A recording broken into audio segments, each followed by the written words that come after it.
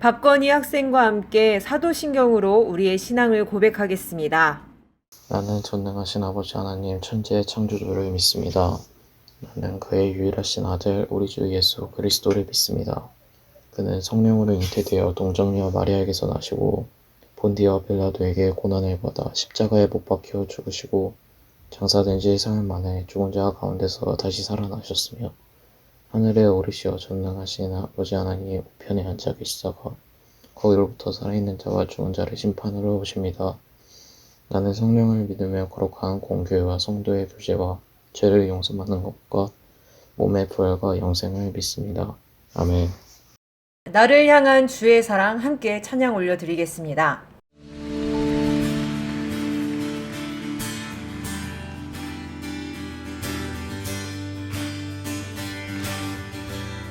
오늘 우리를 향한 주님의 사랑, 우리를 향해 일하시는 주님의 은혜 찬양하길 원합니다.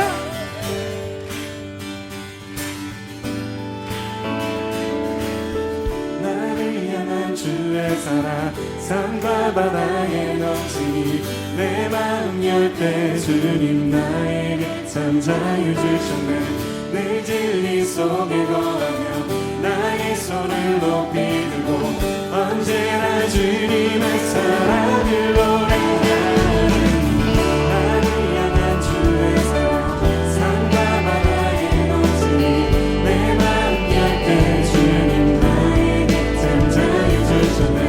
늘 진리 속에 거하며 나의 손을 높이 들고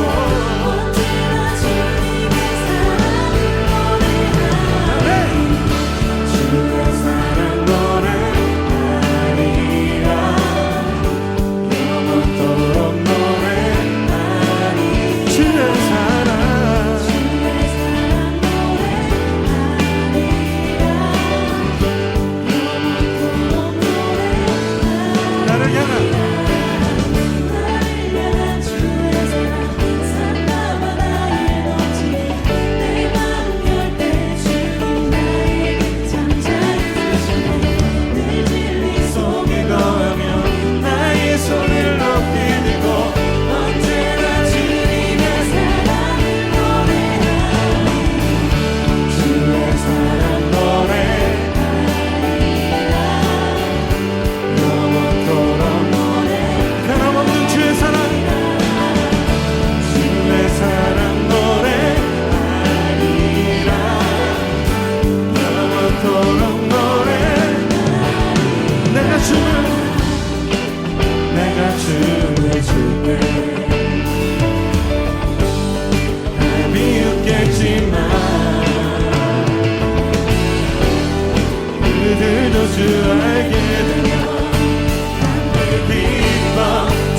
우리 한 번 더 내가 춤을 출 때 내가 춤을 출 때 다 비웃겠지만 그대도 줄 알게 되면 기뻐. 우리 목소리 높여 나를 향한 주의 사랑 산과 바다에 넘치니 내 마음 열 때 주님 나에게 참 자유 주셨네. 내 진리 속에 거하며 나의 손을 높이 들고 언제나 주님의 사랑을 노래하리. 주의 사랑 노래하리라.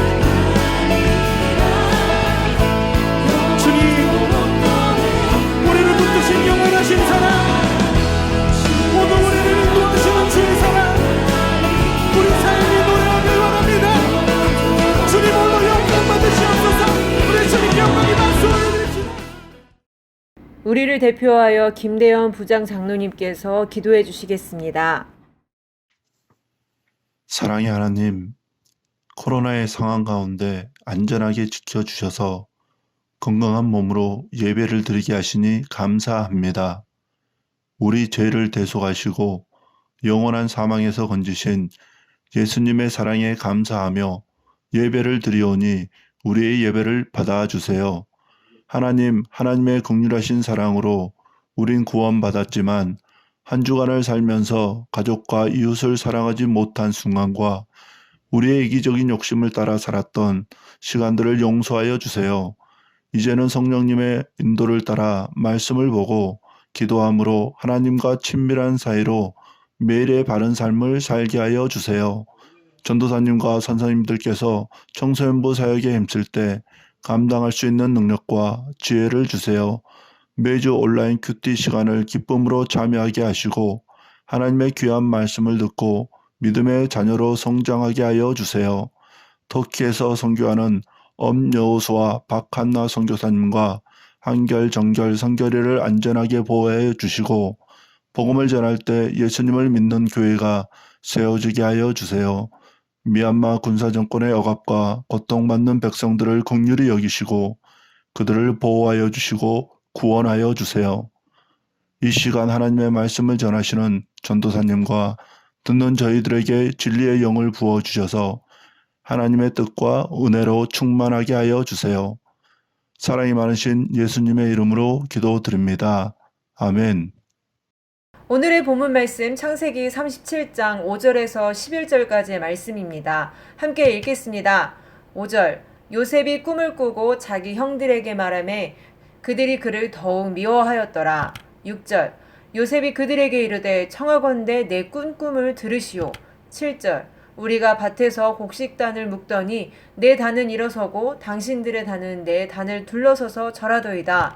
8절 그의 형들이 그에게 이르되 내가 참으로 우리의 왕이 되겠느냐 참으로 우리를 다스리게 되겠느냐 하고 그의 꿈과 그의 말로 말미암아 그를 더욱 미워하더니 9절 요셉이 다시 꿈을 꾸고 그의 형들에게 말하여 이르되 내가 또 꿈을 꾼즉 해와 달과 11별이 내게 절하더이다 하니라. 10절 그가 그의 꿈을 아버지와 형들에게 말하매 아버지가 그를 꾸짖고 그에게 이르되 내가 꾼 꿈이 무엇이냐 나와 내 어머니와 내 형들이 참으로 가서 땅에 엎드려 내게 절하겠느냐. 11절 그의 형들은 시기하되 그의 아버지는 그 말을 간직해 두었더라. 아멘.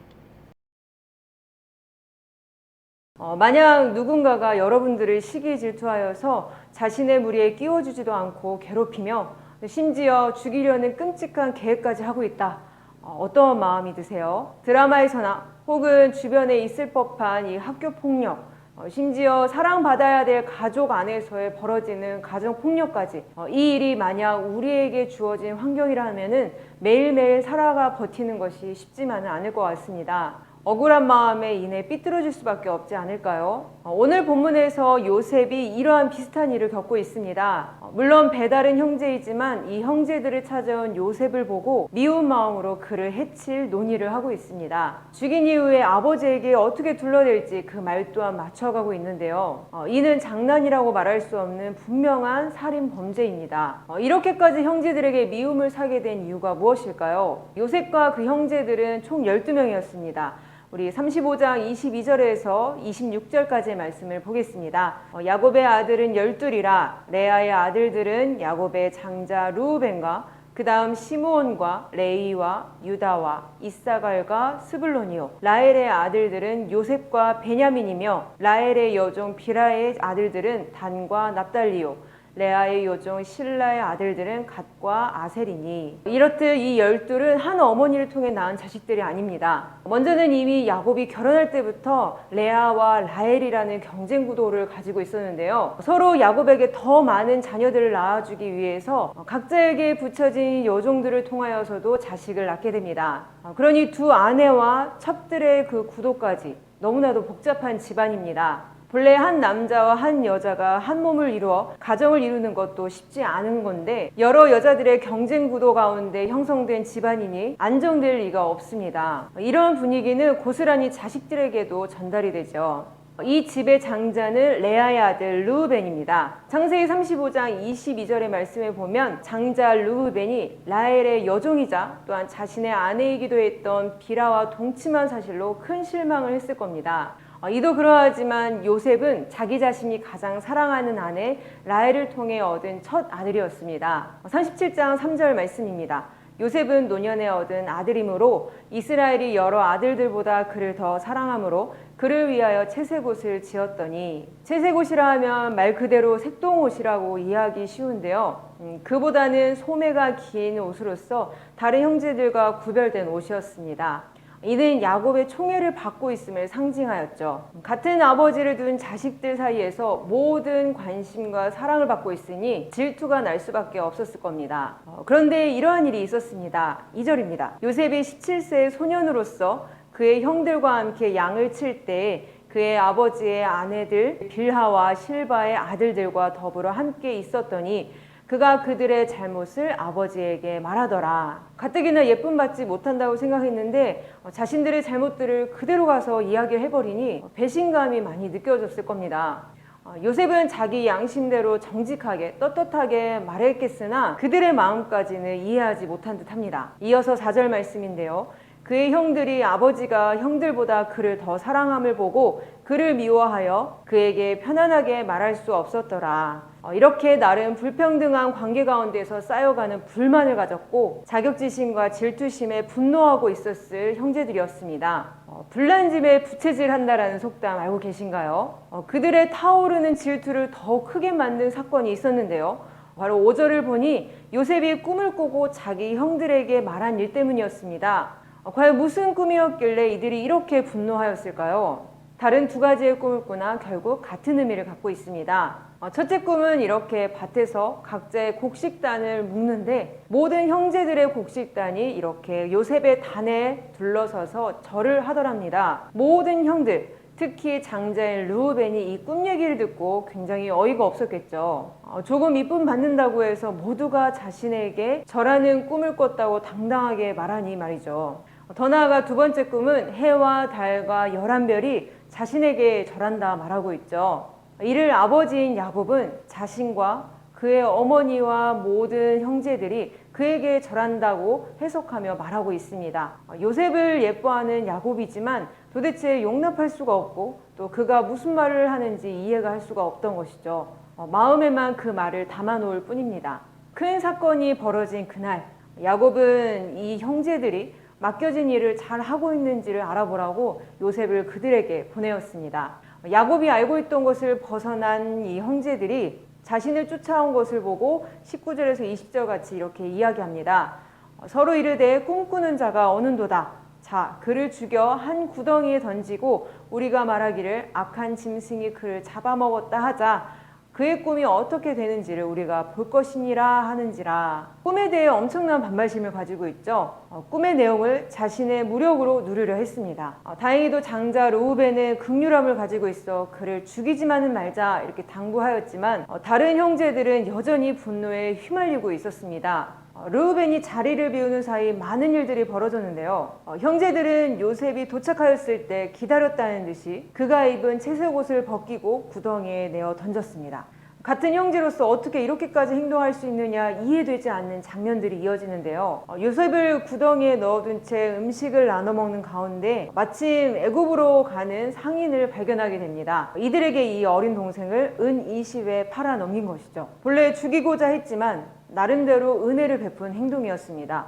요셉이 꾼 꿈에서는 모든 형제들이 자신에게 절할 거라고 이야기했지만 지금 상황에서 그는 오히려 노예로 팔려가고 있으니 거봐, 내가 너한테 절을 한다고? 무슨 말도 안 되는 소리지 라고 하며 이 상황이 그들에게는 왜곡된 만족감을 주었을 겁니다. 그런데 우리는 이 이야기를 너무 잘 알고 있습니다. 결국 요셉이 꾼 꿈대로 모든 형제들은 요셉에게 절을 하게 되고요. 온 가족이 요셉의 통치 아래 있게 됩니다. 이렇듯 요셉이 꾼 꿈은 우리가 꾸는 꿈과 좀 다릅니다. 그때에는 오늘날 같이 이렇게 성경은 따로 있지 않았어요. 하나님께서 그의 아버지를 통하여 하나님과 또 하나님의 약속을 알게 하셨고 또한 필요하면 직접 하나님께서 만나주셨습니다. 이 요셉의 경우에는 이 꿈을 통하여서 하나님께서 이루실 일들에 대해서 말씀해 주셨습니다. 이는 아브라함에게 주신 땅과 자손에 대한 약속과 긴밀하게 연결됩니다. 아브라함에게 하늘에 떠 있는 별들을 보게 하시고는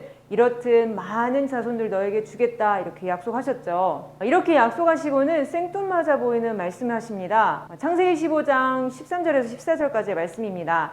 여호와께서 아브라함에게 이르시되 너는 반드시 알라 내 자손이 이방에서 객이 되어 그들을 섬기겠고 그들은 400년 동안 내 자손을 괴롭히리니 그들이 섬기는 나라를 내가 징벌할지며 그 후에 내 자손이 큰 재물을 이끌고 나오리라. 아멘.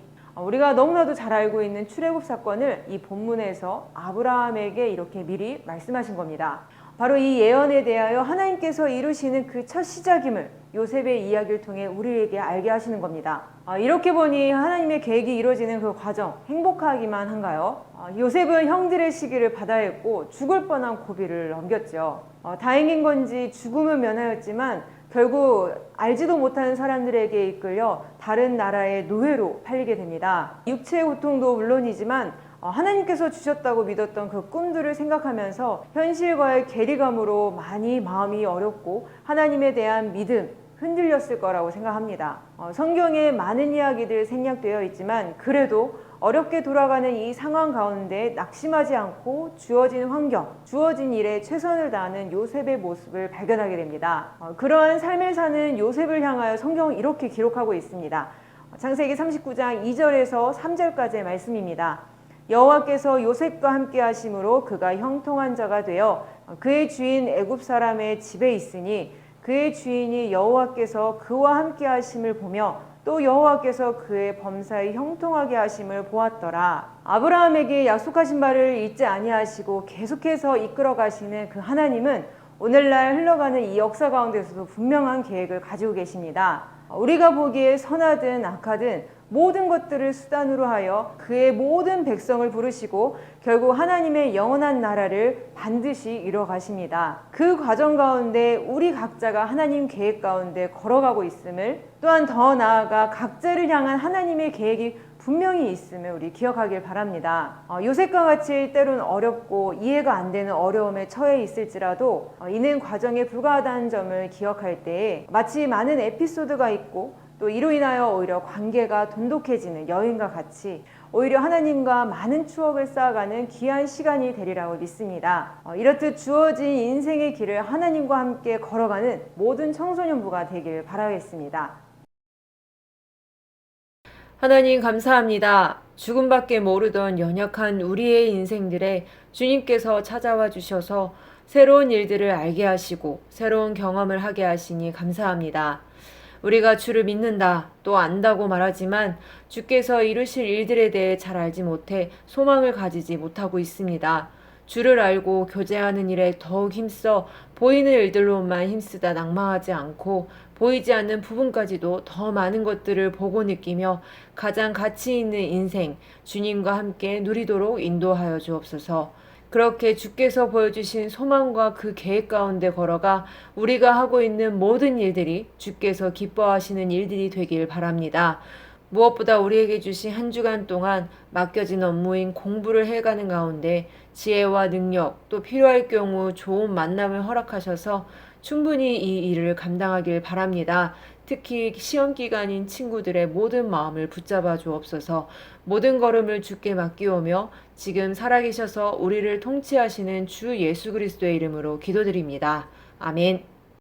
주께서 가르쳐 주신 기도드리심으로 2021년 4월 25일 청소년부 예배를 마치겠습니다. 하늘에 계신 우리 아버지, 아버지의 이름을 거룩하게 하시며 아버지의 나라가 오게 하시며 아버지의 뜻이 하늘에서와 같이 땅에서도 이루어지게 하소서. 오늘 우리에게 일용할 양식을 주시고 우리가 우리에게 잘못한 사람을 용서하여 준 것 같이 우리 죄를 용서하여 주시고 우리를 시험에 빠지지 않게 하시고 악에서 구하소서. 나라와 권능과 영광이 영원히 아버지의 것입니다. 아멘.